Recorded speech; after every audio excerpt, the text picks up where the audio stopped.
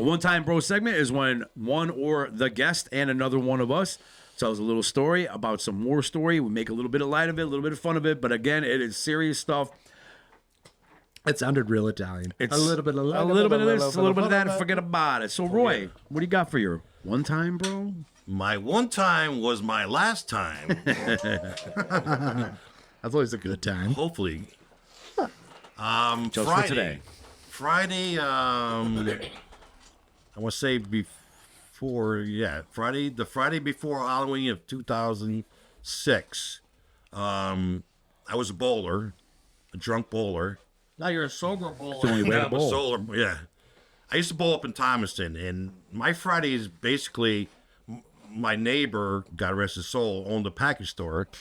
So that was the beauty of that world. You know?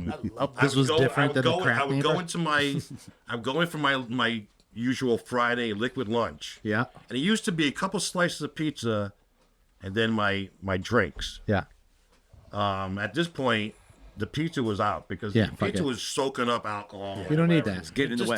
don't need that. Don't need that. Back then, I was drinking Dogfish Head raisin beer. It was like 8%.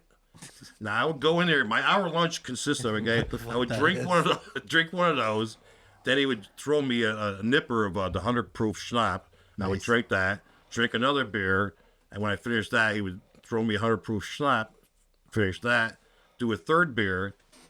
Then he would give me a last one, and then I would take a pint of Captain Morgan's, put that in my pocket. Yeah. I had a 5-minute drive from my workplace to So the you packet. had to spend it So I'm wisely. driving Yeah. like this on this back road, Scott Road, as a matter of fact, coming through from Prospect to fucking Waterbury. Mm-hmm.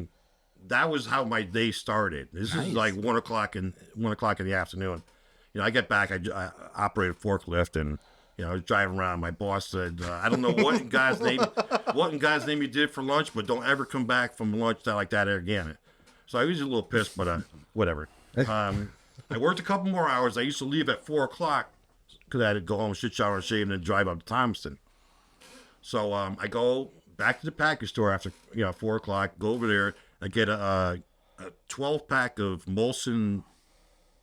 What was it? Golden? Nice. No, it was the Molson Triple X. It was like 7%. Nice. I would say like percentages up. Yeah. Yeah. And then a handle of Captain Morgan's. Yeah. So on the way from Prospect, 5-minute drive to my house, I got to pop open the 12-pack. I'm in the shower drinking another beer. then I'm off to I love it. getting on Route 8 to drive up. I got the 12-pack right here. Yeah. The, Nice and the close. handle I left at home. On purpose? For later. Yeah, for later. Oh, yeah, I want to make sure guys I got you. I supplies. got you. So I'm driving up to the lanes, drinking Route 8, drinking another beer. I don't know how many beers deep I was in already. So I get to the lanes. My boy George, we're smoking out in the parking lot before, pre-smoke before we bowled and stuff like that. Little crack smoke?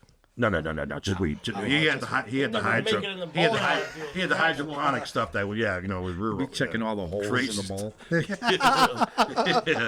But so I bowl. I got a picture of Samuel Adams for each game that I play.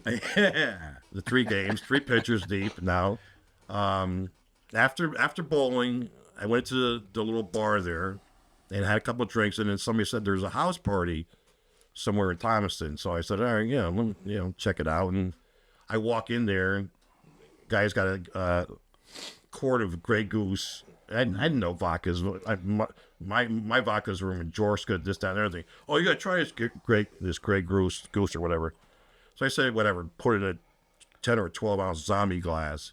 And I'm just sitting there walking around drinking like this. Next thing I know, it's, I don't know how many hours passed. But the back road from Thomaston to go, we come out to the club, what was the club there? Thomaston Avenue, Riders. Yeah. Riders Cafe. It was city limits back then. Yeah. Well, I'm coming down that back road, which at night, it's sober. It's kind of rough. It's dark. So, man. so here, dark, and it's a little treacherous, but next thing I know, all I know is I'm looking, it's pitch black behind me. And all of a sudden I see the lights flash. God, it's the worst. So Roy pulls over. I come out of the car like this. I'm like this, stumbling. I'm like, yeah, I mean, whatever.